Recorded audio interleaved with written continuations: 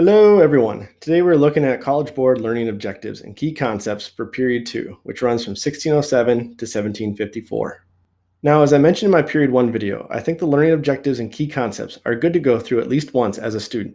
And what you should do is put the key concepts into your own words and connect the objectives and concepts to content you learned from class, your textbook, previous videos, etc. I made a shareable fill-in document below that you can make a copy of and use. So check that out as a way to organize your notes and make those connections to the key concepts.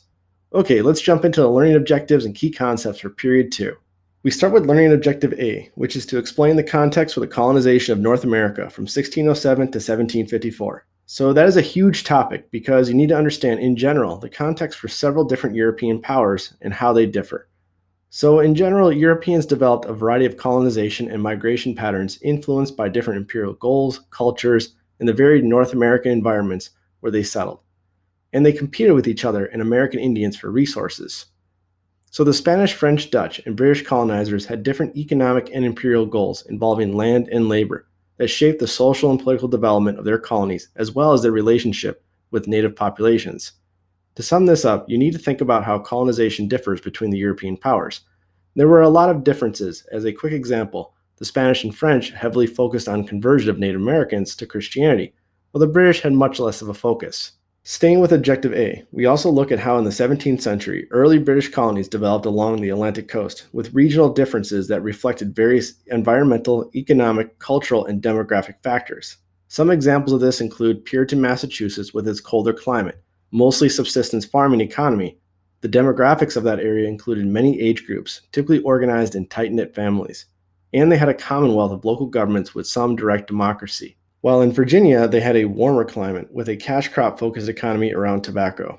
They had a lot more servants and slaves in Puritan Massachusetts, and especially in the early days, young men dominated the demographics of the area. They also had some democracy as well with their House of Burgesses representative government, albeit with royal oversight. There were also many other examples of this, like Quakers in Pennsylvania focusing on wheat production. But this is an example of how you need to connect concepts to content. Additionally, competition over resources between European rivals and American Indians encouraged industry and trade and led to conflict in the Americas. Okay, last slide for Objective A, which had the most key concepts. The British colonies participated in political, social, cultural, and economic exchanges with Great Britain that encouraged both stronger bonds with Britain and resistance to British control. The transatlantic commercial, religious, philosophical, and political exchanges led residents of the British colonies to evolve in their political and cultural attitudes as they became increasingly tied to Britain and one another. Some super key content examples of this, and make sure you know and understand these, are mercantilism, the First Great Awakening, and the Enlightenment. I covered all of these in my key terms video for period 2.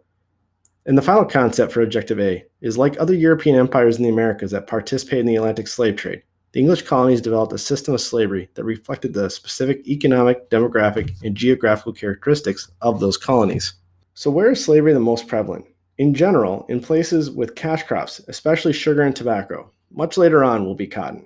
Slavery was race-based, and while there was some slavery in northern colonies, the vast majority of it was in warm tropical climates like the Caribbean and southern Atlantic coastline of North America.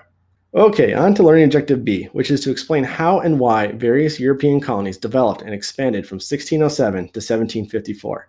The first key concept for B is Spanish efforts to extract wealth from the land that led them to develop institutions based on subjugating native populations, converting them to Christianity, and incorporating them along with enslaved and free Africans into the Spanish colonial society. This is a concept that was already covered in depth in period 1, so go back and check your notes on this, and I'm sure you'll find a plethora of information. Next is a concept that we have not spent a lot of time on, and that is French and Dutch colonial efforts involved relatively few Europeans and relied on trade alliances and intermarriage with American Indians to build economic and diplomatic relationships and acquire furs and other products to export for Europe. Outside the Caribbean region, the French and Dutch had fairly low population of settlers across the Americas. With the French in particular, they will focus on fur trade in Canada, and that flourishes because of the connections made with the local tribes in the region. Last slide and concept for Objective B. English colonization efforts attracted a comparatively large number of male and female British migrants, as well as other European migrants, all of whom sought social mobility, economic prosperity, religious freedom, and improved living conditions. These colonists focused on agriculture and settled on land taken from Native Americans, from whom they had lived separately. So, in a continuing theme through much of U.S. history up to the end of the 19th century, Native Americans are being continually pushed west because of European and later American encroachment. There are many examples of this throughout U.S. history, but a couple of prominent ones for period 2 are the wars with the Powhatan Confederacy in Virginia and Metacom, also known as King Philip's War in Massachusetts. Okay, learning objective C is to explain how and why environmental and other factors shaped the development and expansion of various British colonies that developed and expanded from 1607 to 1754. For this one, the key concept basically runs through all of the key information for the objective. So starting with the Chesapeake and North Carolina colonies, which grew prosperous by exporting tobacco, a labor-intensive product initially cultivated by white, mostly male indentured servants, and later by enslaved Africans. The New England colonies, initially settled by Puritans, developed around small towns with family farms and achieved a thriving mixed economy of agriculture and commerce. And middle colonies supported a flourishing export economy based on cereal crops like wheat and attracted a broad range of European migrants, leading to societies with greater cultural, ethnic, and religious diversity and tolerance. Continuing on with Objective C, the colonies of the southernmost Atlantic coast, so Georgia and South Carolina, and the British West Indies, used long growing seasons to develop plantation economies based on exporting staple crops. They depended on the labor of enslaved Africans, who often constituted the majority of the population in these areas, and developed their own forms of cultural and religious autonomy. Some of the Caribbean islands that were colonized by the Spanish, French, Dutch, and British would have populations that were 90% plus enslaved Africans, mostly cultivating sugar. Finally, for learning objective C, distance and Britain's initially lax attention led to the colonies creating self-governing institutions that were unusually democratic for the era. The New England colonies based power in participatory town meetings, which in turn elected members to their colonial legislatures. In the southern colonies, elite planners exercised local authority and also dominated the elected assemblies. There is a super key term you need to know, which is salutary neglect, which was the loose supervision of colonies from the British government. Colonists got used to self-government with little parliament or royal oversight, and they also got used to easily getting around the restrictions of the mercantilist system. Later in period 3, this salutary neglect will be done away with a more hands-on approach from the British, which will lead to tensions and ultimately the American Revolution. Next up is learning objective D, which is explain the causes and effects of the transatlantic trade over time. To start, an Atlantic economy developed in which goods as well as enslaved Africans and American Indians were exchanged between Europe, Africa, and the Americas through an extensive trade networks. European colonial economies focused on acquiring, producing, and exporting commodities that were valued in Europe and gaining new sources of labor. This concept is basically summarizing the triangle trade, so make sure you are familiar with that term. Second and last slide for objective D, for which these concepts are pretty straightforward. Continuing trade with Europeans increased the flow of goods in and out of American Indian communities, stimulating cultural and economic changes and spreading epidemic diseases that caused radical demographic shifts. We have talked about these diseases before, especially highlighting smallpox. And the British government increasingly attempted to incorporate its North American colonies into a coherent hierarchical and imperial structure in order to pursue mercantilist economic aims.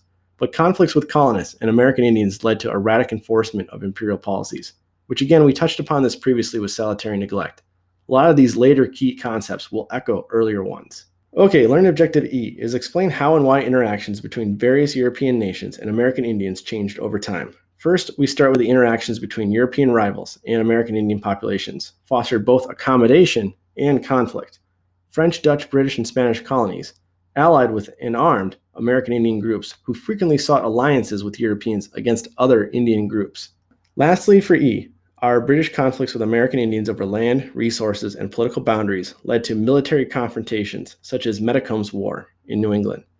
And American Indian resistance and Spanish colonizing efforts in North America, particularly after the Pueblo Revolt, led to Spanish accommodation of some aspects of American Indian culture in the Southwest. I did do a 3-minute video about the Pueblo Revolt, so check that out if you're not clear about the event and the key takeaways. We have 2 quick slides for learning objective F, which is explain the causes and effects of slavery in the various British colonial regions. All the British colonies participated to varying degrees in the Atlantic slave trade due to the abundance of land and a growing European demand for colonial goods, as well as a shortage of indentured servants. Small New England farms used relatively few enslaved laborers.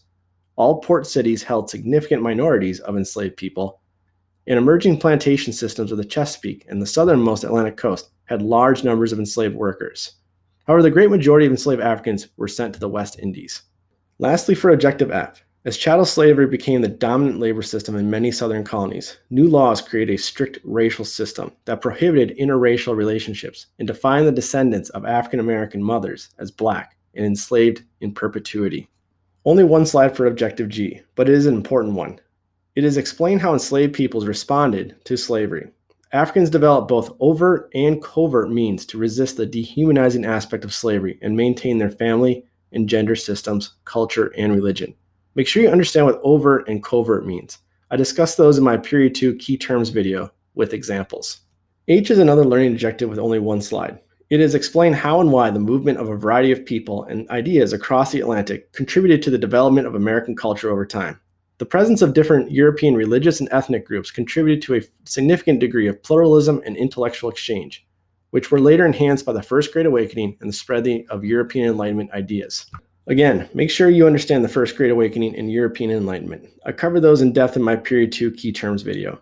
And the British colonies experienced a gradual Anglicization over time, developing autonomous political communities based on English models with influence from intercolonial commercial ties, the emergence of a transatlantic print culture, and the spread of Protestant evangelism.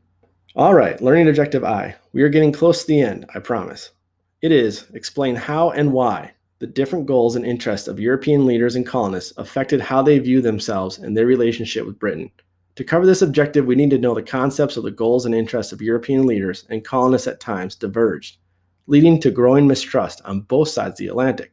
Colonists, especially in British North America, expressed dissatisfaction over issues including territorial settlements, frontier defense, self-rule, and trade. Also, colonist resistance to imperial control drew on local experiences of self-government, evolving ideas of liberty, the political thought of the Enlightenment, greater religious independence and diversity, and an ideology critical of perceived corruption in the imperial system. We'll dive a lot more deeper into these ideas and concepts in Period 3. Okay, last learning objective and second to last slide. Objective J is compare the effects of the development of colonial society in the various regions of North America. The last objective and concept is really similar to previous objectives and concepts, so I'm just going to briefly run through it. Europeans developed a variety of colonization and migration patterns, influenced by different imperial goals, cultures, and the varied North American environments where they settled, and they competed with each other and American Indians for resources. Spanish, French, Dutch, and British colonizers had different economic and imperial goals involving land and labor that shaped the social and political development of their colonies, as well as their relationships with native populations. In the 17th century, early British colonies developed along the Atlantic coast, with regional differences that reflected various environmental, economic, cultural, and demographic factors. Competition over resources between European rivals and American Indians encouraged industry and trade and led to conflict in the Americas. And the last bit to go with Objective J. The British colonies participated in political, social, cultural, and economic exchanges with Great Britain that encouraged both stronger bonds with Britain and resistance to Britain's control. Transatlantic commercial, religious, philosophical, and political exchanges led residents of the British colonies to evolve in their political and cultural attitudes as they became increasingly tied to Britain and one another.